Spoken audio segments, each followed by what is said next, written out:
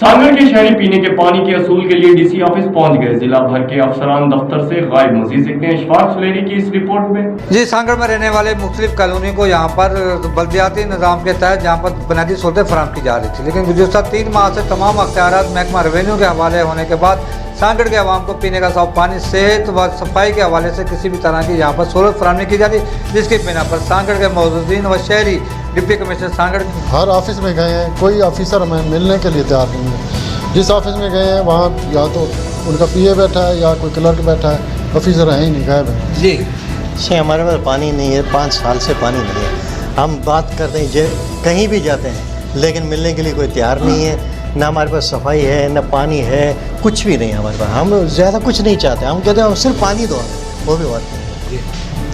سر ہمارے سے Royal city اور ماڈل ٹاؤن سے جو ہے تو یہ بلدیہ جو ہے، پہلے بلدیہ تھی، وہ ہمارے سے سوتیلی ماں کا سلوک کر رہی ہے، اور 5 سال سے ہم ان کے پیچھے بھاگ رہے ہیں، دوڑ رہے ہیں۔ ہماری جوتیاں ٹوٹ گئی ہیں، منتیں ہم نے ان کی ہیں، انہوں نے لیٹر نکال کے ایک ہمیں دکھا دیتے ہیں، لیکن پانی کی بوند تک ہمارے پاس نہیں پہنچتی۔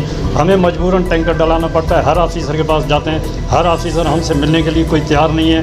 مجبوراً آج ہم نیشنل پریس کلب میں پہنچے ہیں اور احتجاج ریکارڈ کرا رہے ہیں۔ اگر ہمارا مسئلہ ابھی بھی حل نہ ہوا تو آئندہ کے لیے ہم نواب شاہ روڈ انشاءاللہ بلاک کریں گے۔ ہم پانی کے مسئلے کے لیے صبح سے چل رہے ہیں اور آفیسوں کو چکر کاٹ رہے ہیں۔ ہم پبلک ہیلتھ والوں کے پاس گئے، اس کے بعد ڈی سی صاحب کی آفس میں پہنچے، کیونکہ ابھی جو ریونیو یہ مسئلہ ہے بلدیہ کا، وہ ڈی سی صاحب کے کنٹرول انڈر میں چلا گیا ہے، تو ہمیں کہنے لگے وہاں جاؤ۔ ہم وہاں جا کے ہم نے ڈی سی صاحب سے ملنے کی کوشش کی، تو ہم سے ڈی سی صاحب ملے نہیں، ہم سے ملے ہی نہیں آفس میں، بولے آپ صاحب آفس میں نہیں آئے، تو ہم کس کے پاس جائیں؟ ہمیں راستہ دیا جائے۔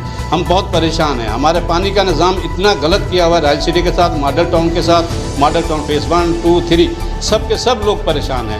تو زیادہ مجبور ہو کے جب آفیسر ہم سے نہیں ملے تو ہم نیشنل پریس کلب میں حاضر ہوئے ہیں، تو لہٰذا ہماری آواز بنو، آپ ہماری آواز جو ہے۔ یہاں پر محکمہ ریونیو کے پاس تمام اختیارات ہیں، لیکن محکمہ ریونیو جو کہ پہلے ہی سندھ کے اندر سونے کی چڑیا کے نام سے مشہور ہے، یقینی طور پر ان کے مسائل کے جو کہ تو ہیں، جس کی بنا پر احتجاج کرنے پر